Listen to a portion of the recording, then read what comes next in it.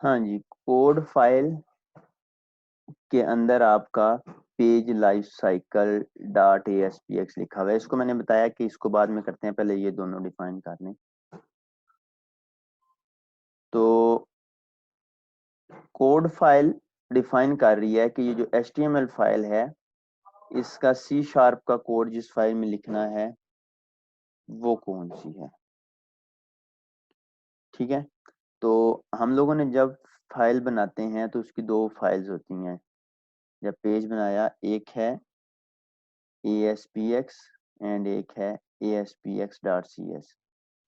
अब कंप्यूटर एक डल मशीन है, उसको कोई आइडिया नहीं है कि ये मेरी CS फाइल जो है वो मेरे ही नेम से है या क्या है। तो उसको हर चीज कमांड से बतानी पड़ती है। तो ये कोड फाइल के अंदर बताया गया है कि इस HTML वाली जो पेज है ASPX, इसकी जो CS फाइल है वो इस नेम से है, page life cycle dot ASPX.CS।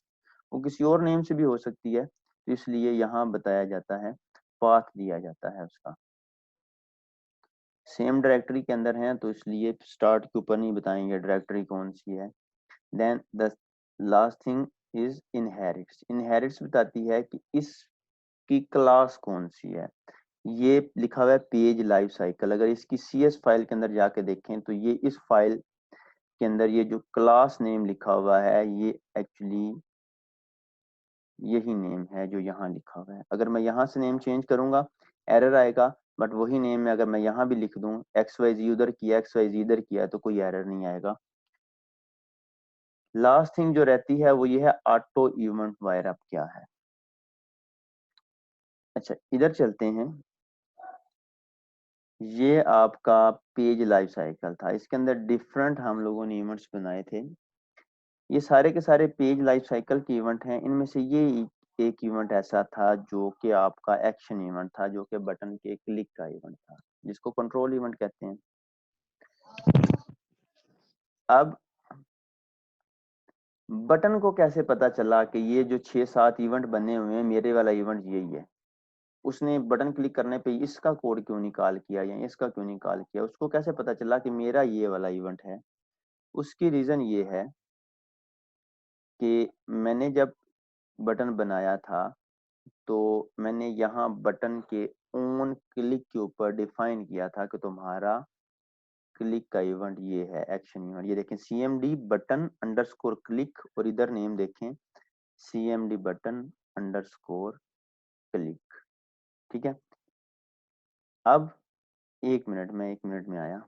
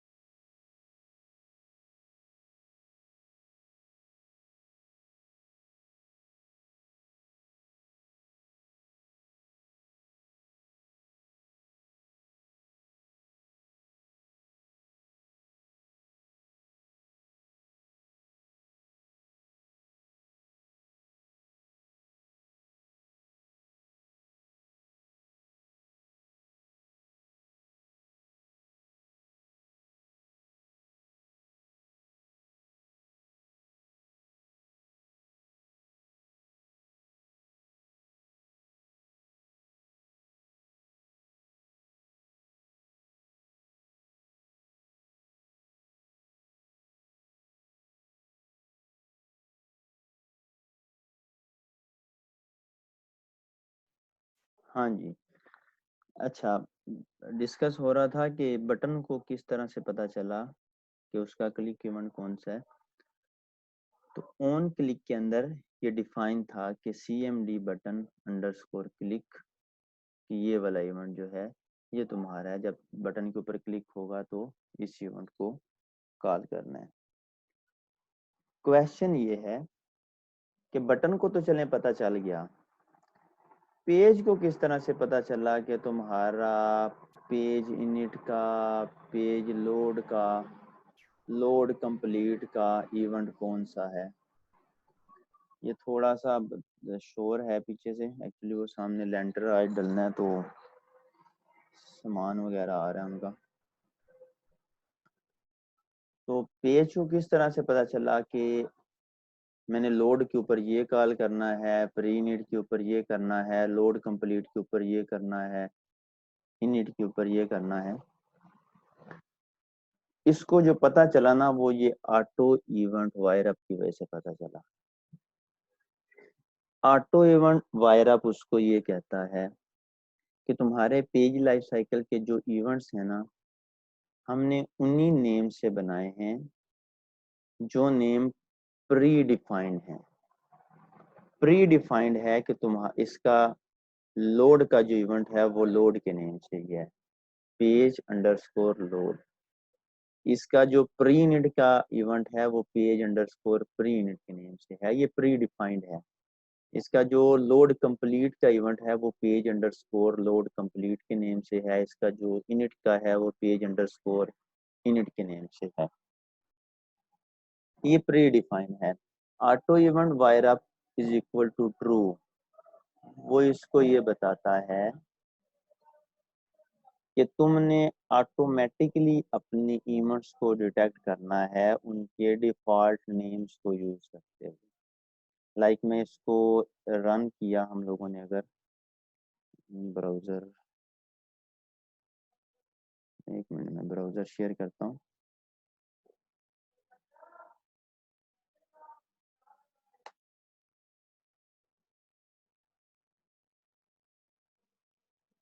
ये इसको रन किया तो ये रन होते हैं ji, pre init, init, load, load complete, सारे के सारे। वापस चलते हैं यहाँ। यहाँ मैं auto event wire up true की जगह कर देता हूँ फॉल्स, इसको करता हूँ सेव। अब दोबारा चलते हैं ब्राउजर के ऊपर। ब्राउजर के ऊपर दोबारा चले, मैं इसको रिफ्रेश करता हूँ, देखें एक भी इवेंट कॉल नहीं होगा। उसकी रीजन ये है कि हमने उसको कहा कि तुमने खुद से फाइंड नहीं करना मेरा इनिट कौन सा है, मेरा प्री इनिट कौन सा है, मेरा लोड कौन सा है, मेरा लोड कंप्लीट कौन सा है। ठीक है। अब सर जी जब उसे खुद यहाँ फंक्शन नहीं मिला, ये जो हमने पी लोड का बनाया है वो उसे नहीं मिला, तो यहाँ एरर नहीं आना चाहिए था? नहीं बच्चे, एरर नहीं आएगा। हमने बताया ही नहीं है कि तुम्हारा इवेंट कौन सा है, तो उसने किसी को भी कॉल ही नहीं किया। एक्चुअली हमने उसकी जो बाइंडिंग है ना उसको फॉल्स कर दिया है। हमने उसको, जब किसी चीज के साथ बाइंडिंग ना हो, लाइक ये HTML वाला आई थिंक मैंने शेयर किया हुआ है, नजर आ रहा है, इधर चलता है। ठीक है।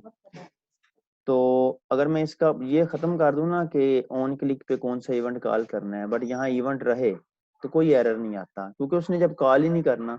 तो वहां भी सेम यही सिनेरियो है, इवेंट्स तो बने हुए हैं बट हमने उसको अब कहा ही नहीं है कि तुमने किसको कॉल करना है। अब अगर इस ठीक है। तरह का सिनेरियो हो ना, तो जिस जिस तरह यहाँ किया ना बाइंडिंग मैन्युअली मैंने खुद से, तो फिर यहाँ पेज लेवल के ऊपर भी मैन्युअली बाइंडिंग करनी पड़ती है। यहाँ पेज इवेंट को खुद से बताना पड़ता है। वो बेशक XYZ के नाम से हो, इसको बताना पड़ता है ये XYZ इवेंट तुम्हारा प्री इनिट का है, ये ABC इवेंट तुम्हारा लोड का है। तो हम इतने लंबे चक्रों में क्यों पड़े। तो इसलिए बाय डिफॉल्ट इसको ट्रू रखा जाता है कि जो नेम है ना एक्चुअली हमने उन्हीं से बना दिया है, आप उन्हीं से इसको कॉल कर लो। तो जो चीज माइंड में रखने वाली है वो यही है कि ऑटो इवेंट वायर अप का कोई पूछे तो ये आपके पेज लाइफ साइकिल के जो इवेंट्स हैं उनकी ऑटो डिटेक्शन के लिए यूज होता है। ट्रू का मतलब है कि हम बाय डिफॉल्ट नेम से बनाएंगे और आपने उसको क्या करना है, ऑटोमेटिकली डिटेक्ट कर लेना है कि मेरा कौन सा इवेंट कहाँ है। बना हुआ है तो कॉल कर लेना, नहीं बना हुआ तो उसको कॉल नहीं करना। इसमें कोई कंफ्यूजन हो किसी को? No sir. ठीक हो गया। अच्छा जी, नेक्स्ट जो सेकंड सर जी, जी, सर इनहेरिट का बता दें थोड़ा सा। इनहेरिट का बच्चे ये है कि ये बताया जाता है कि ये पेज किस क्लास से इनहेरिट हुआ है, मतलब इसकी जो क्लास है ना, क्लास, यस यस वो मेन क्लास कौन सी है। देखिए एक CS फाइल है ना, उसके अंदर मल्टीपल क्लासेस बना सकते हैं ना, मल्टीपल क्लासेस। तो बताया जाता है कि मेन क्लास कौन सी है तुम्हारी। तो उस पेज के ऊपर जो टॉप के ऊपर मेन क्लास बनी हुई है, जो मैं चलिए स्क्रीन भी शेयर करता हूँ आपके साथ, वो क्लास जो ये system dot web dot UI dot page से इनहेरिट हुई होती है ना, ये बेसिकली वो क्लास होती है जो यहाँ लिखनी होती है। ठीक है, कि ये वाली मेन क्लास है जिसके अंदर बेसिकली आपके पेज के भी इवेंट बने होंगे।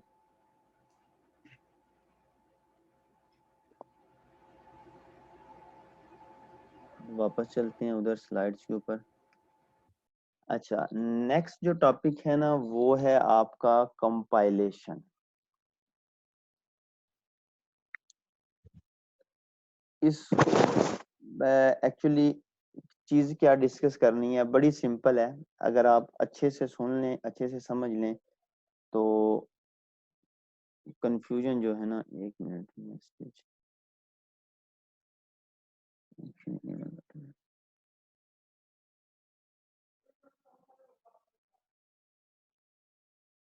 बच्चे, ये आपने बिलाल क्वेश्चन किया हुआ है, तो ये एक्शन इवेंट ऑटोमेटिकली नहीं आता।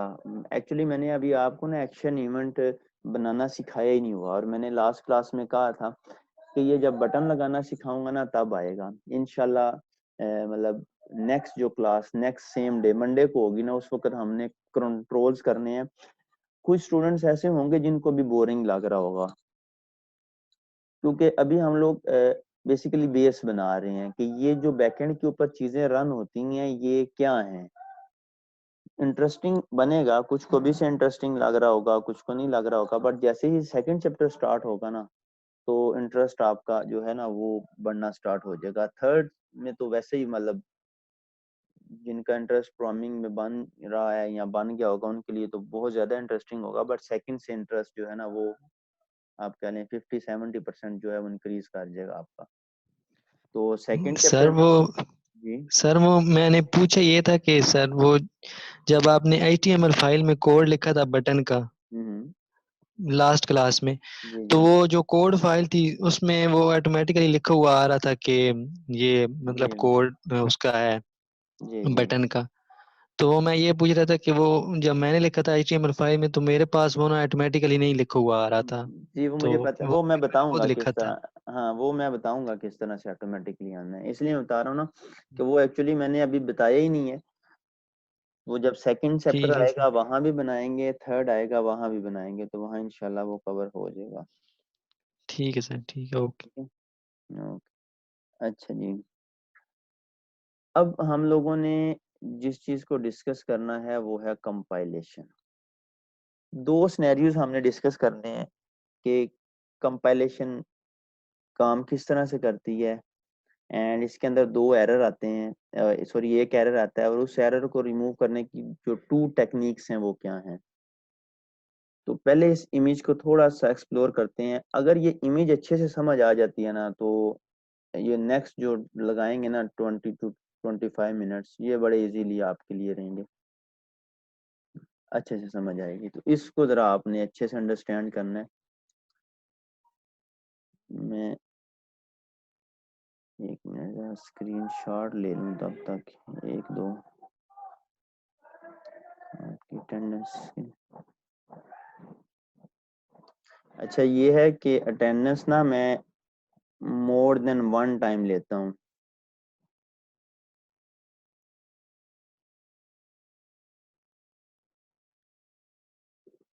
अच्छा अभी 26 थे, अभी मैं अटेंडेंस का पहला स्क्रीनशॉट लिया है तो ये 24 हो गए हैं। अटेंडेंस का नाम सुन के बच्चे क्लास में आते हैं, आप के बच्चे जो हैं वो क्लास से नहीं कर रहे हैं। तो मैं मोर देन वन टाइम, हमारा उल्टा हाँ जी मैं वही देख रहा हूँ, मैंने पहला स्क्रीनशॉट लिया 26 थे, दूसरा लेने लगा हूँ 24 हो गया, अब फिर 25 हो गए हैं। तो मैं इसीलिए मोर देन वन का टाइम, प्रॉब्लम है। हाँ जी इसलिए मैं मोर देन वन टाइम लेता हूँ, रैंडमली बीच में से लेता रहता हूँ ताकि एक में अगर कोई मिस हो तो।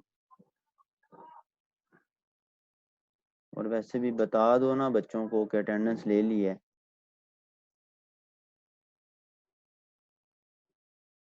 तो कुछ जो अटेंडेंस के लिए आते हैं वो तो दोबारा आए ही ना। अच्छा ये हमारे पास है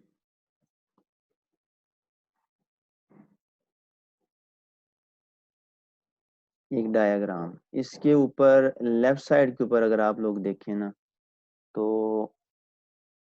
रिक्वेस्ट का एरो जा रहा है। रिक्वेस्ट मींस यूजर ने किसी पेज को कॉल किया, उस बॉक्स के अंदर लिखा हुआ है .aspx फाइल, मतलब कोई भी वेब फॉर्म जिसको कॉल किया गया है उसकी एक्सटेंशन .aspx है। abc.aspx हमारे सिनेरियो में पेज लाइफ साइकिल .aspx जो हमने बनाया उसको कॉल किया गया। अब वेबसाइट जो है ना आपकी बेसिकली वो सर्वर के ऊपर रन होती है। अभी तो हमारा विजुअल स्टूडियो के अंदर ही लोकल एनवायरनमेंट है तो सर्वर उसका हमने वो बनाया हुआ है। तो जब इसको डिप्लॉय करेंगे सर्वर के ऊपर तो वहाँ एक IIS होगा, मतलब वेबसाइट जो है आपके IIS के ऊपर रन होती है। लोकल में भी एक्सप्रेस IIS एक्सप्रेस अगर किसी ने नोट किया है जब वेबसाइट रन करते हो तो वो होता है वेब सर्वर के ऊपर भी हमने IIS इंस्टॉल किया होता है। तो इसमें क्या है आपका वो रिक्वेस्ट आपके सर्वर के ऊपर जाती है एंड देन उसका जो है वो आपको रिस्पॉन्स आता है। अब यहाँ से लाइक किसी यूजर ने एक पेज कॉल किया, हमारे सिनेरियो में वो वही है पेज लाइफ साइकिल .aspx। अब सर्वर के ऊपर एक ASP.NET का इंजन होता है जो सेंस कर रहा है जी कि ये रिक्वेस्ट जो आई है ये किस पेज के लिए आई है।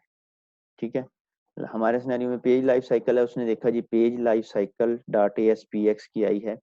अब हमने जब फाइल बनाई तो उसकी 2 फाइल्स बनी, एक कोड फाइल एंड एक HTML फाइल। वो ये देखता है कि इसकी कोड फाइल कौन सी है, जो कि वो ये राइट साइड वाली कोड बिहाइंड द फाइल के ऊपर है। वो उस जिस पेज के लिए रिक्वेस्ट आई है उसकी कोड फाइल को पकड़ता है,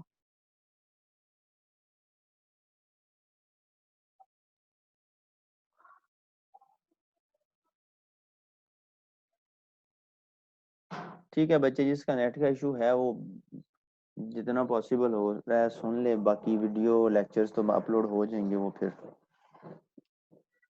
उसको देख ले। कोई कंफ्यूजन हो तो नेक्स्ट क्लास में बेशक डिस्कस कर लें कि यहाँ कंफ्यूजन है। अच्छा जी, तो ASP.NET इंजन रिक्वेस्ट जब उसको मिल रही होती है तो वो ये देखता है कि जिस फाइल की रिक्वेस्ट आई है उसकी कोड फाइल कौन सी है, वो उसकी code file means CS file, वो उसकी CS फाइल को पकड़ता है एंड उसको करता है कंपाइल। यहाँ जनरेटेड पेज क्लास, यहाँ से वो उसकी कंपाइल फॉर्म बना के जिसको पेज क्लास कहा जाता है यहाँ रख लेता है एंड उस पेज क्लास से रिस्पॉन्स देखें। C++ आप लोगों ने की होगी, उसमें भी जब आप कोड को रन करते हैं तो कोड कंपाइल होता है, कंपाइल होने के बाद आपने अगर हेलो वर्ल्ड या वट एवर जो भी आपने उसका कोड लिखा है तो वो रिस्पॉन्स देता है। तो रिस्पॉन्स हमेशा कंपाइल्ड फॉर्म से ही आता है, कंपाइल्ड वर्जन ही रिस्पॉन्स देता है। यहाँ तक ये था, इसी को जरा एक एरो एक्सटेंड करके डिस्कस करते हैं। लाइक फर्स्ट टाइम किसी यूजर ने पेज को कॉल किया, वो यूजर चलें लेट्स सपोज मैं ही था, मैंने एक पेज को हिट किया। हम ये डिस्कस कर रहे हैं कि वेबसाइट सर्वर के ऊपर डिप्लॉय होगी है, विजुअल स्टूडियो वाली बात निकल गई, सर्वर के ऊपर, लाइव सर्वर के ऊपर है। मैंने कॉल किया, पेज सर्वर के ऊपर गया, उसने देखा किस पेज के लिए आई है, उसने सेंस किया, उसने उसकी कोड फाइल पकड़ी, उससे एक कंपाइल्ड फॉर्म पेज क्लास बनाई एंड उस पेज क्लास से जो भी रिस्पॉन्स था उसने एंड यूजर की स्क्रीन के ऊपर थ्रो कर दिया। अगर वो पेज था तो उसने उसको रेंडर किया एंड थ्रो कर दिया। अब कोई और यूजर है या मैं ही हूं जिसने सेकंड टाइम उसको एक्सेस किया उस पेज को, मैं हूं या आप हो, उसको क्या पता किसने किया है, उसने बस उस पेज को कॉल करना है, उसने कॉल किया। अब जब सेकंड टाइम उस पेज को कॉल किया जाएगा तो सेकंड रिक्वेस्ट आई। अब सेकंड रिक्वेस्ट ये नहीं करती कि वो दोबारा से उसकी कंपाइल्ड वर्जन बनाए, वो पहले ये देखती है कि मेरे पास ऑलरेडी कहीं सर्वर के ऊपर पेज क्लास बना तो नहीं हुई उसकी क्लास। अगर बनी हुई है तो वो उसी कंपाइल्ड वर्जन से क्या करता है, उसका रिस्पॉन्स जो है वो जनरेट कर देता है। अब आई सेकंड रिक्वेस्ट, फिर थर्ड आई, थर्ड के लिए भी वो देखता है पेज क्लास बनी हुई है, फोर्थ, फिफ्थ, सिक्स। अच्छा, ये है कि पेज क्लास बनी किससे थी, इस कोड फाइल से। अब मैं प्रोग्रामर हूं, मैंने कोड फाइल में कोई कोड चेंज कर दिया, मॉडिफिकेशन हुई पेज के अंदर, मैंने कोड चेंज कर दिया।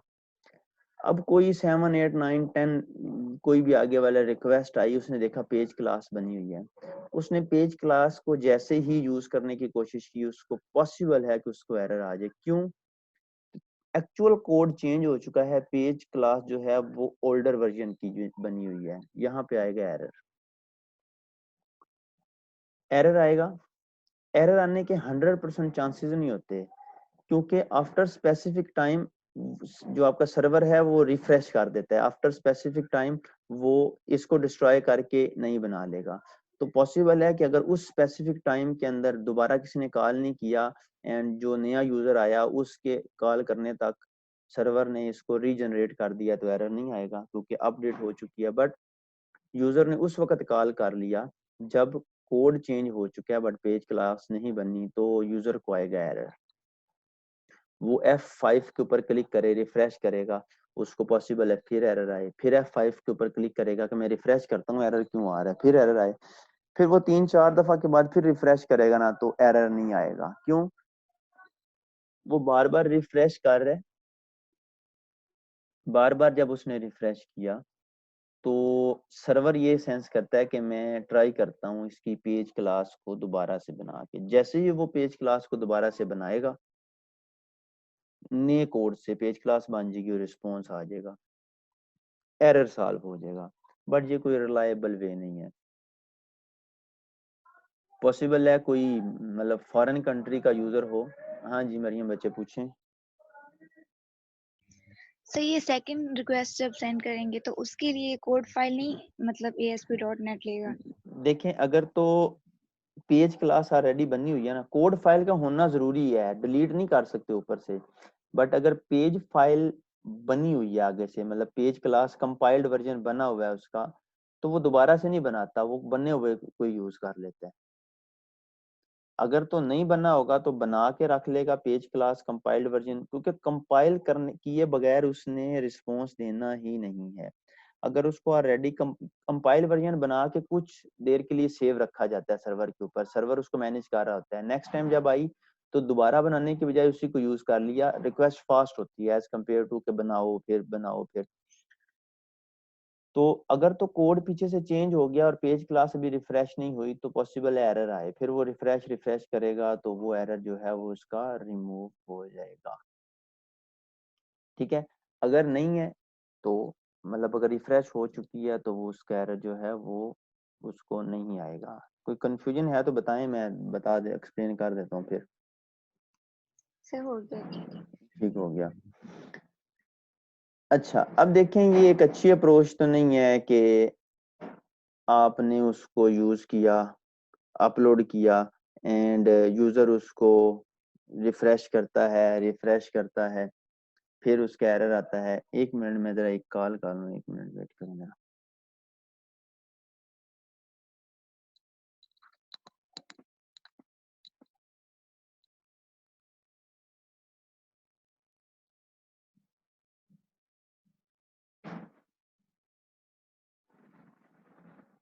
अस्सलाम वालेकुम।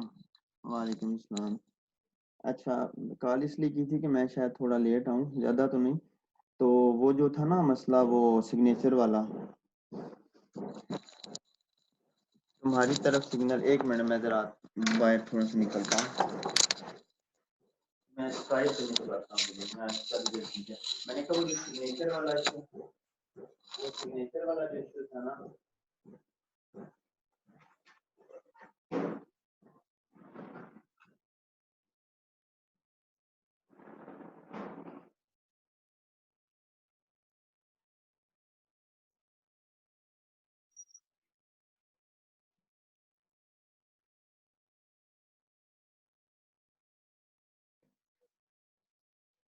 हेलो, हाँ वो सिग्नल इशू है।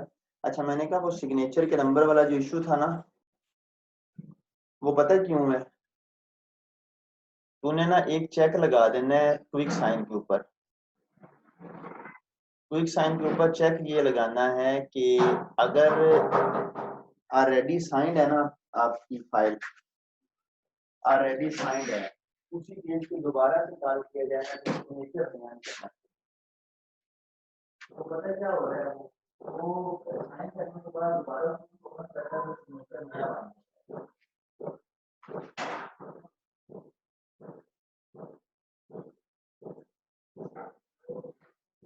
हाँ, और सेकंड ये लिखते हैं।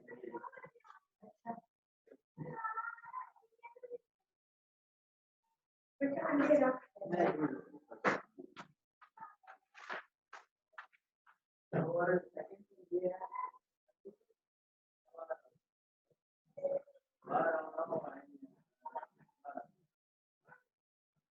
तो सेकंड थिंग ये है कि अगर क्विक साइन से पैकेज साइन हो ना, अगर पैकेज साइन आईडी आ रही हो, मतलब एक डॉक्यूमेंट है, दूसरा डॉक्यूमेंट है, तीसरा डॉक्यूमेंट है, अगर पैकेज साइन आईडी हो और सेकंड डॉक्यूमेंट हो या थर्ड हो या फोर्थ हो या फिफ्थ हो, तो वो फिर भी ना बनाए, ठीक है, दोबारा से ना। हाँ, मतलब फर्स्ट के ऊपर क्रिएट करे, उसके बाद वो उसको क्रिएट ना करे, ये इशू था। ठीक है, ठीक हो गया। चल फिर आके बाकी डिस्कस करते हैं, इसको कर लें। और हाँ जी बच्चों, अच्छा डिस्कस कर रहे थे कि ये ना ठीक नहीं है कि आप उसको रिफ्रेश करो। एक्चुअली ये है कि अगर हम लोग अपने एंड के ऊपर देखें तो हम कहते हैं कि क्या इशू है, एक दफ़ा रिफ्रेश कर लिया, दूसरी दफ़ा कर लिया, तीसरी दफ़ा। फॉरेन अगर आप में से कोई फॉरेन क्लाइंट के साथ काम करता है, वो ये करते हैं, स्क्रीन के ऊपर एरर आया, स्क्रीनशॉट बनाया, आपको मेल कर दीजिए वेबसाइट के ऊपर एरर है। आप जब उसको चेक करोगे तो आप उसको देखो तो एरर नहीं है। ठीक है बच्चे, मैंने पहले भी बताया जिसका इंटरनेट का इशू है वो बाद में वीडियो लेक्चर से वो उसको देख ले। तो मतलब ये रिलायबल अप्रोच नहीं है कि उसको रिफ्रेश करे जी, वो एक दफ़ा, दूसरी दफ़ा, तीसरी दफ़ा वो लोग रिफ्रेश नहीं करते। वो कहते हैं कि 0.01% भी अगर एरर है ना तो रिलायबिलिटी 0 है इसकी। तो इसलिए आप मतलब जितना हो सके वेबसाइट को इस तरह बनाएं कि उसके अंदर एरर फ्री हो। तो ये एरर आने के चांसेस हैं। एरर कब आता है?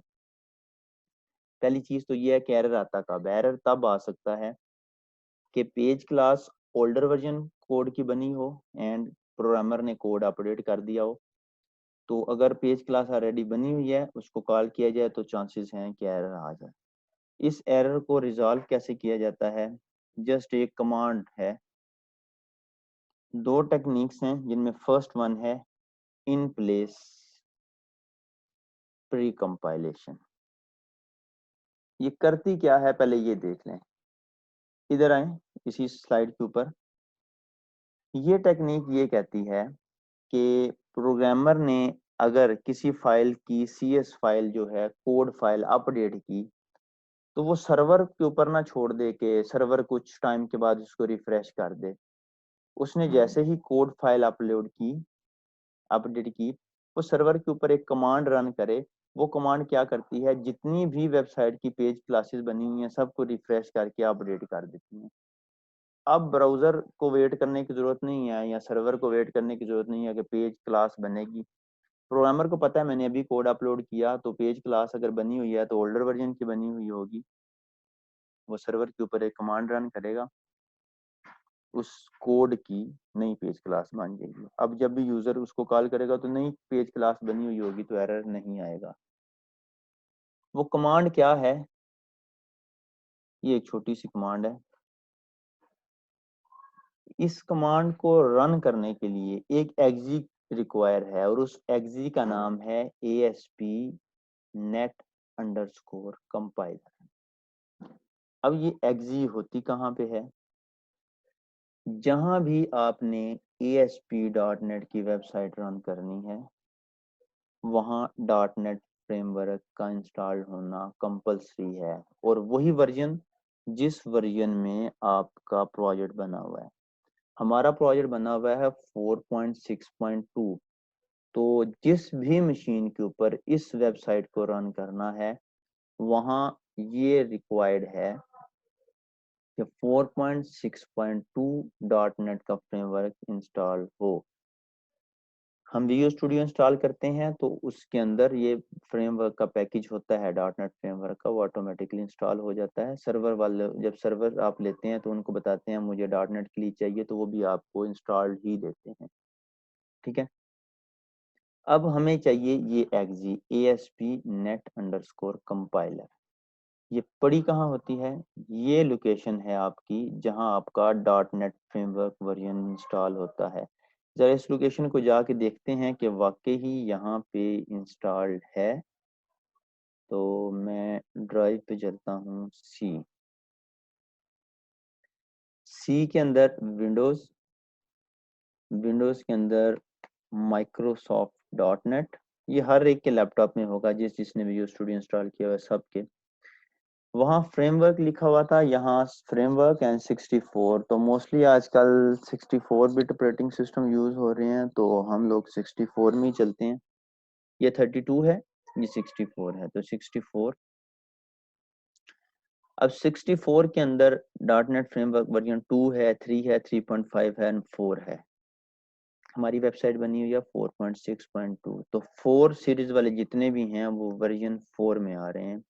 तो हम इसके अंदर जाएंगे, जो फाइल इसके अंदर पड़ी हुई है वही फाइल इसमें भी पड़ी हुई है, बट वर्जन के अकॉर्डिंगली जाना है तो 4 पॉइंट जो भी आपका नजर आ रहा है आपने उसमें जाना है।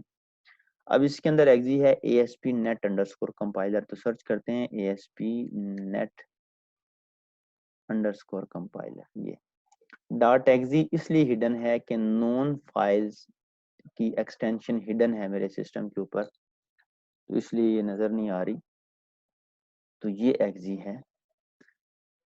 वापस चलते हैं स्लाइड की तरफ।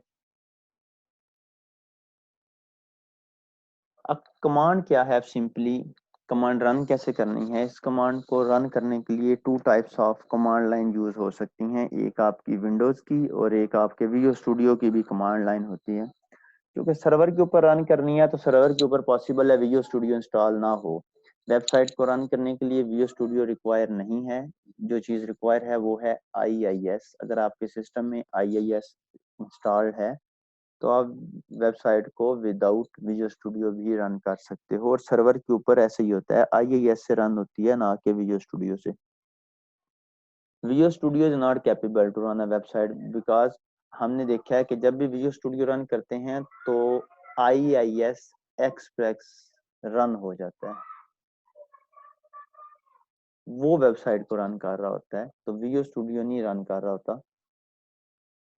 अब इस कमांड को कैसे रन करते हैं, हमने कमांड लाइन ओपन करनी है। कमांड लाइन में ये कमांड लिखनी है ASP.NET_compiler -P, P denotes to physical path of your project and ये फिजिकल पाथ, मतलब जहां भी आपका प्रोजेक्ट पड़ा हुआ है, W रॉक्स के नाम से कोई प्रोजेक्ट है जिसको उसने कंपाइल करना है और ये उसका कंप्लीट पाथ है, एंड -v नन के वर्चुअल डायरेक्टरी कोई भी नहीं है। ये कमांड हम टेस्ट नहीं करेंगे, उसकी रीज़न ये है इसकी कोई आउटपुट हमें मिलेगी नहीं, तो हमें नहीं आइडिया कि जो उसने बनाया है वो कहाँ आएगी क्या। हम इससे नेक्स्ट कमांड है सेम यही चीज़ उधर भी इम्प्लीमेंट करनी है, वहाँ कमांड रन करेंगे तो कोई चीज़ मिल जाएगी। नेक्स्ट जो है मिलती जुलती हैं दोनों, ये जो पहले वाली की है इसमें कमांड कहाँ देनी है, सर्वर के ऊपर।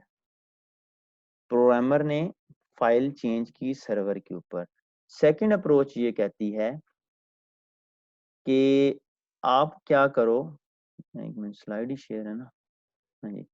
सेकंड अप्रोच ये कहती है कि प्रोग्रामर ये ना करे कि वो CS फाइल अपलोड करे ब्राउजर उधर सर्वर के ऊपर, बट वो अपने सिस्टम अपने लैपटॉप के ऊपर उसकी एक कंपाइल कॉपी बनाए और कंपाइल वर्जन को अपलोड करे। सर्वर के ऊपर जाके कंपाइल ना हो आपका कोड, बट प्रोग्रामर अपनी मशीन के ऊपर कोड को कंपाइल करके कंपाइल्ड वर्जन अपलोड करे। अब कंपाइल्ड वर्जन कौन सा होता है, आप लोगों ने DLL फाइल्स देखी होंगी, कोई भी सॉफ्टवेयर डाउनलोड करो उसको इंस्टॉल करो बड़ा हो तो DLL फाइल्स साथ में इंस्टॉल होती हैं। ये अभी मैंने जो फोल्डर आपको दिखाया इसमें भी DLL फाइल्स थी। DLL फाइल्स कंपाइल्ड फॉर्म होती हैं। तो इस अप्रोच में ये है कि प्रोग्रामर जो है वो एक्चुअल CS फाइल अपलोड नहीं करता बट उनकी कंपाइल्ड फॉर्म अपलोड करता है। इसमें क्या है कि कोड करने के बाद प्रोग्रामर एक कमांड रन करेगा और जितने भी प्रोजेक्ट के अंदर CS फाइल्स हैं वो सारी की सारी एक DLL में ट्रांसफर हो जाएंगी। पेज 1 है, पेज 2 है, पेज 3 है, जितने पेज हैं सब की एक कंबाइंड DLL बनेगी और फिर किसी भी पेज की CS फाइल अपलोड नहीं करनी बट वो DLL फाइल अपलोड करनी है। तो इसकी भी कमांड सेम उसी तरह ही है। 1 मिनट से कम रह गया है, रीजॉइन कर लेना। मैक्सिमम हमारा 3-4 मिनट्स का सेशन है, उसमें ये कमांड ही रन करनी है। किस तरह करनी है कमांड, उसकी भी सेम इसी तरह है कि ASP net_compiler